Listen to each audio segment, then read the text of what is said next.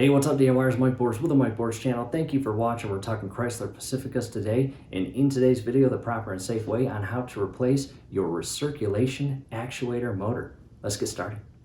All right, DIYers, we are in the garage, and on the far end is our 2018 Chrysler Pacifica. And again, we have a constant flapping sound coming from inside the passenger dash, basically directly behind the glove box. And it is time to get that fixed because I am here to tell you that is not normal. And on top of that, I'm pretty sure it is extremely annoying to you as well. And with that said, in the event that you turn the engine off and you hear that flapping sound coming from inside the dash, again, not normal, it is time to replace your recirculation actuator motor. Let's now head inside the vehicle and get this replaced.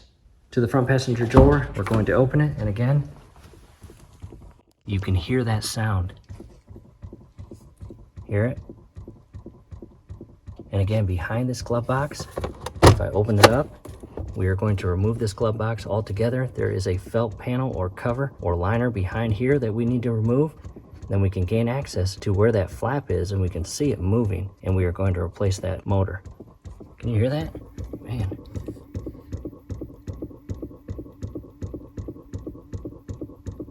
Again, not normal.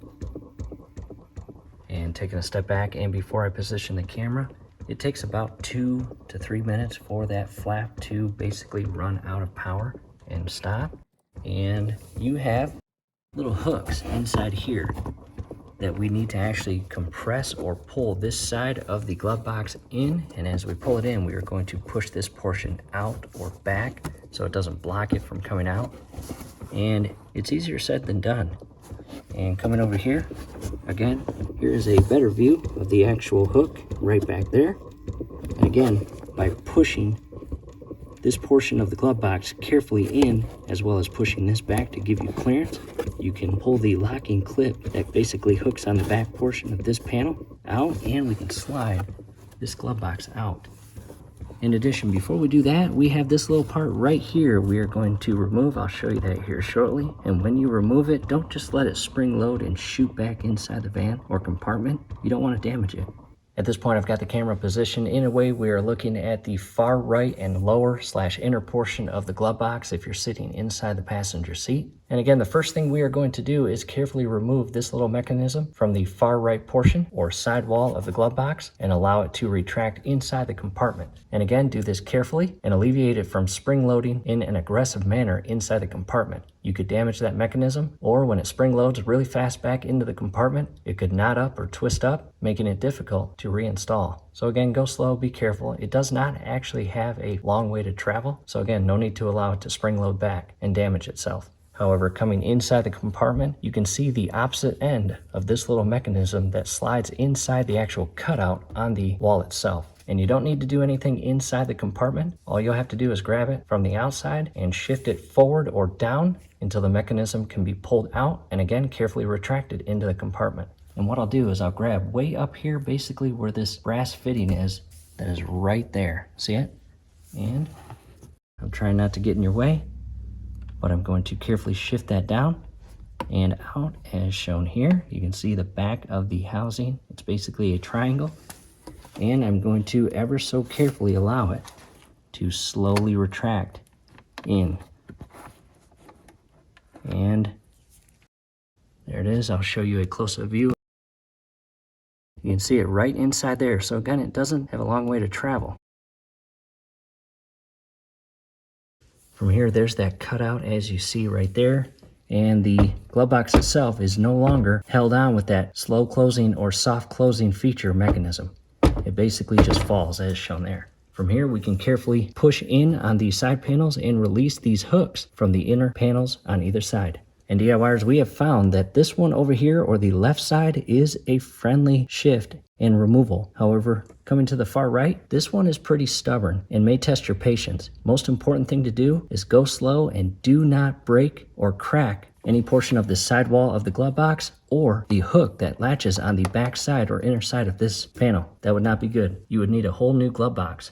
Now to a different camera angle, and again, this side will be stubborn in most cases, and the opposite or left side will be pretty friendly. And again, as you do this, if you just push this in, the back panel will interfere and not allow this to be pushed in to a point where it can be released on the inner panel. and that's for both sides. You can see that's where that cutout comes in handy. You can basically move this and pull. However, I'm going to get this one done first. And to do so, I am going to ever so carefully adjust that with this little pry bar here. Again, go slow, be patient, do not break, bend, or crack any portion of your glove box. And DIYers, before I insert that pry bar, another quick tip. In the event that I left the glove box down like this, it makes it very difficult to pull the hook out from the inner panel. What you want to do is actually push up on the glove box until the hook itself clears the back side of the panel, making it much easier to loop over and around this panel that it seats into. From here, I've got the pry bar. I'm going to insert it as shown here. And again, push the glove box in about 3 to 4 inches and carefully pull it around that housing. You can see it's still stuck behind there just slightly. I'll pull it just a little bit more until that hook is fully released from the inner panel. From here, I'll do the same thing for the opposite side or left side, but I'm not going to use that pry bar. I'll push back on the panel as I simultaneously pull the sidewall of the glove box in. There we go. And from here, just ever so carefully lower it down evenly so you can release it from the lower hooks as shown there. I'll set that aside. From here, I'll reposition the camera.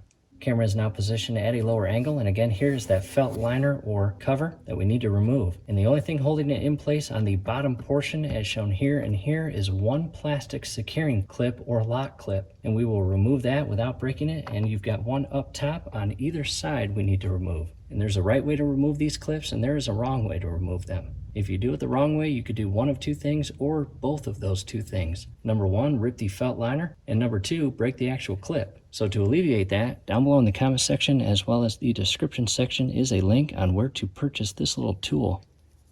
This will really come in handy during this stage of the project. And what we are going to do is use that tool to poke the very center circle in on that lock clip. And by doing that, you will see the center portion is now recessed inside and has released the locking feature of that clip. We are now going to use the clip and come inside here and get it on either side and just pull it out.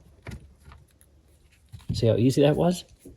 And we did not break it. We didn't even scratch it. Look at that. And again, you get an additional clip here and here. Coming up inside, push the center circle in on both sides. And with this section right here, align it properly and remove the clip. See that? Very fast, very efficient, and very easy, and very proper. And once you release all three of those, you can pull out this liner, and on the very back side you have this electrical connection.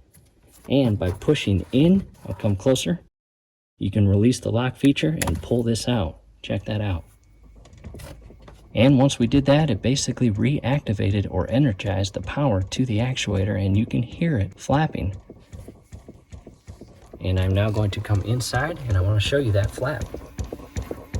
Look at that. That is not normal, and that is not supposed to happen or operate like that with the engine off. Look at that. Not good. And the actuator itself is right back there. See it? You've got an electrical connection, which we will remove, and you've got screws that secure it.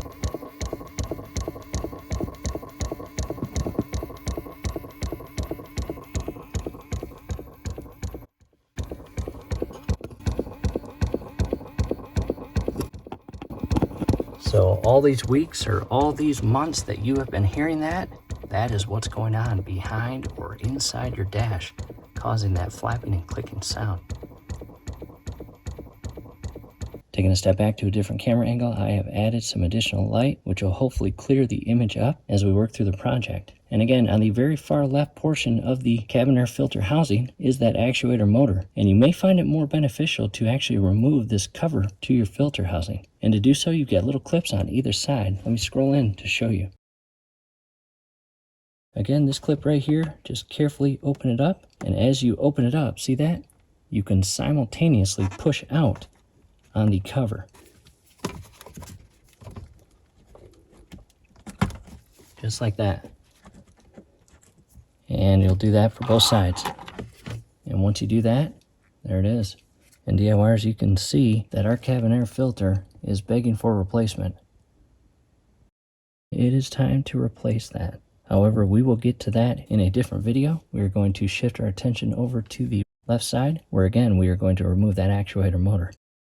Coming inside and to the left of the filter housing, and again, there's the actuator right there. And as you can see, on the front portion is an electrical connection, and we are going to carefully remove that, followed by 2 screws. One is on the very top, which you can barely make out, and one on the very bottom on the other side of the wire, basically where the wire protector wraps around the wiring. And I'll be honest, it is going to be difficult to get the camera in here, as well as my hand and arms, to remove that actuator. I'll just do that real quick and pull it out.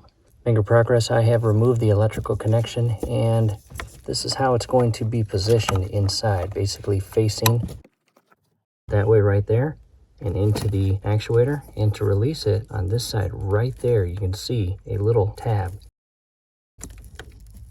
See that? By pushing it down or in, you can basically release this clip that locks in place on the housing and slide it out. Don't pull it by the wiring. You do not want to separate the wires from this little connection. That would not be good.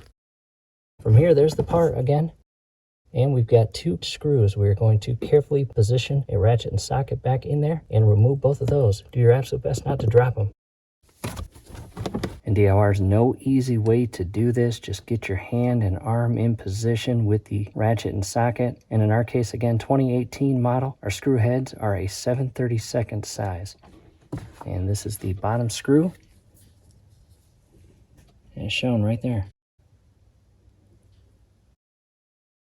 And the way I remove that one is I grab my Craftsman 1/4" ratchet with the 7/32 small socket, not the deep socket, and carefully unscrewed it or loosened it to a point where I could remove the socket and ratchet, and then sneak my hand up into the area and grab the screw by hand and unscrew it and remove it. And as far as the top screw, here is what I use to loosen it up. I use my 1/4" Craftsman ratchet, and I have a joint adapter that feeds into a 7/32 deep socket as shown here.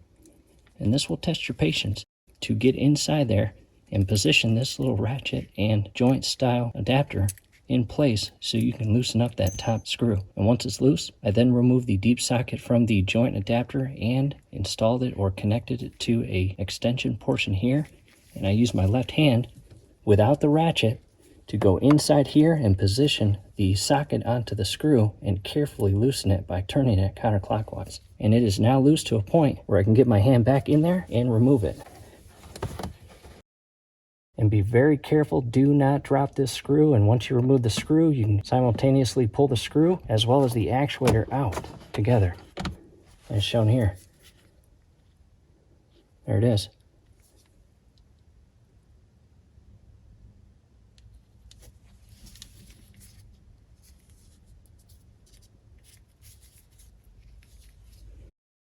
And I now want to come inside now that that is removed, and I want to show you where it connected to, as shown there.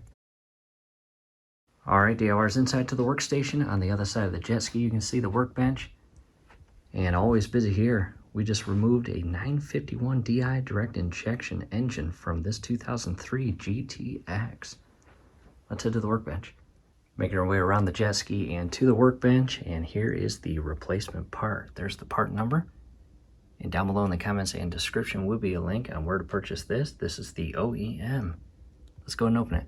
Here it is unpackaged. And DIYers, it's important to note that these numbers here are not the actual part number.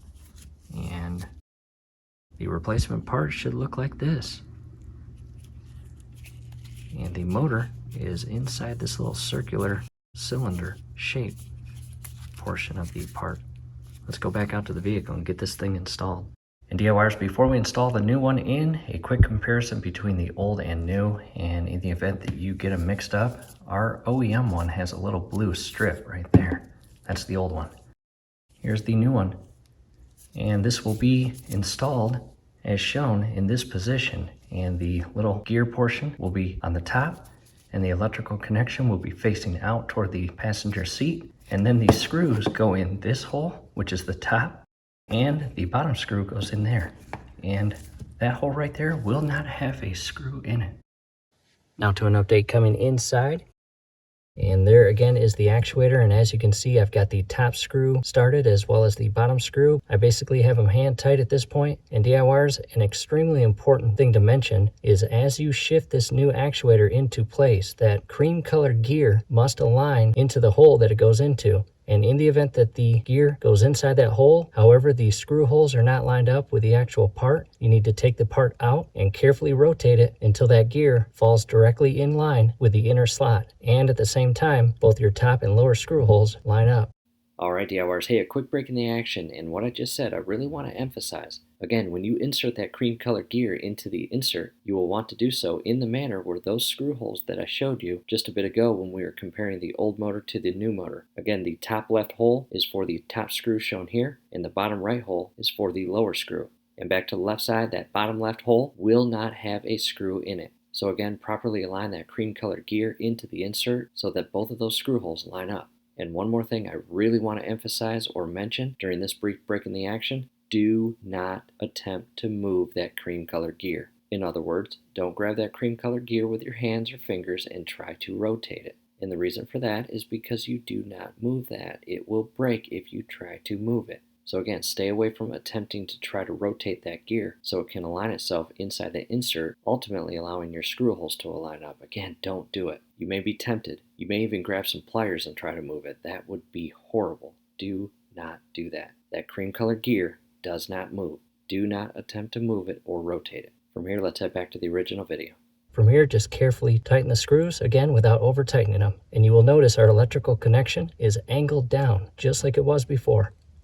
And to another update, making progress, I have both the top and bottom screws properly secured, and again, not over tightened, but you want them snug.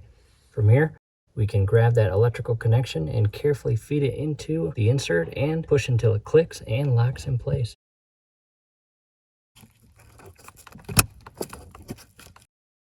There we go. And just verify everything is back to what it was before. Again, ensure your top screw and bottom screw are secured and your electrical connection point is locked in place. From here, we are going to replace that cabin air filter. Look at that thing. Looks all chewed up from mice. Yikes.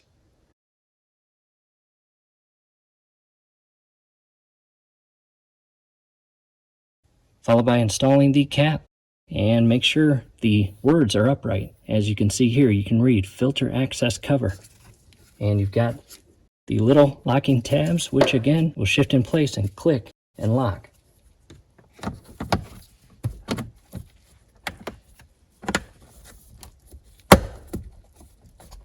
Just like that.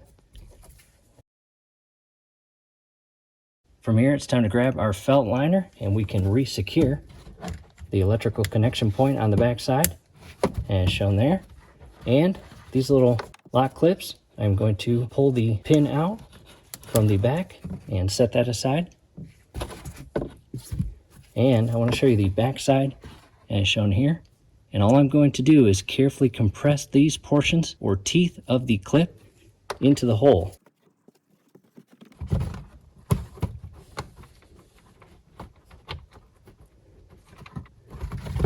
And once you get it in the hole, you take your pin, as shown here, and you insert it inside the center hole and push it up until it is flush and locked in place, as shown there.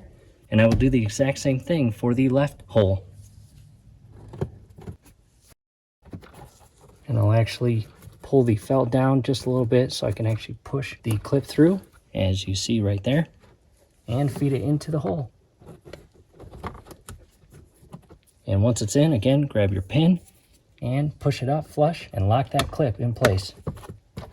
We got one more here. I'm going to shift this piece of felt into that little slot right there, as shown there. That basically positions this side accordingly. And same thing, I've removed the pin and do not break any portion of these teeth.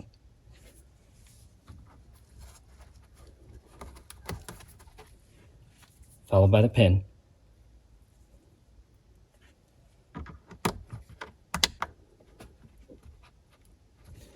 And I'll grab that little rope that is spring-loaded, as you see here, and I'll basically rest it right on the far low point to the right. And I'm going to reposition the camera.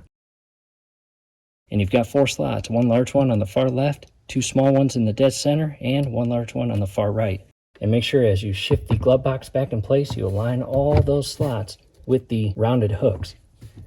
And from here, you can carefully grab this portion, pull that out, as well as bring the glove box up. I'm just going to shift it inside that little hole. And to a close-up view, as shown there. And if all looks good, it is now time to ever so carefully shift those hooks back behind the panels on either side. And I'm going to start with this one over here. That one's in, as well as this one. And there we go. Test your glove box.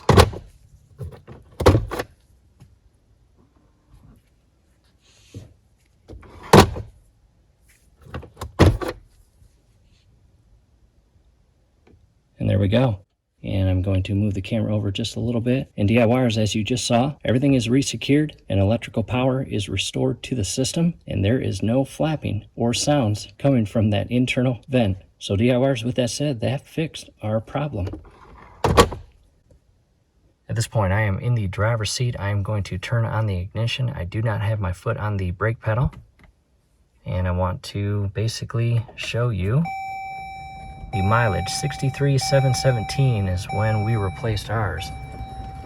And when I turn off the ignition, we should not hear any of that flapping anymore.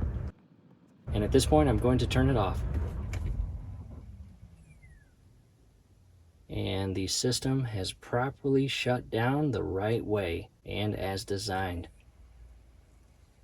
Back outside the minivan and to the passenger side, looking back at the glove box. And DIYers, we hope this helps. Do us a favor, below the video, you will see that thumbs up icon. Click on that, like the video, subscribe to the channel. Definitely ring your YouTube bell. That would be very helpful to us. We would really appreciate it. And one more thing before we wrap the video up, definitely check out all the links down below in the comments and description, which will include several helpful DIY repair videos on this exact Chrysler Pacifica. So we hope to see you there. Let us know if you have any questions. Thanks again for watching.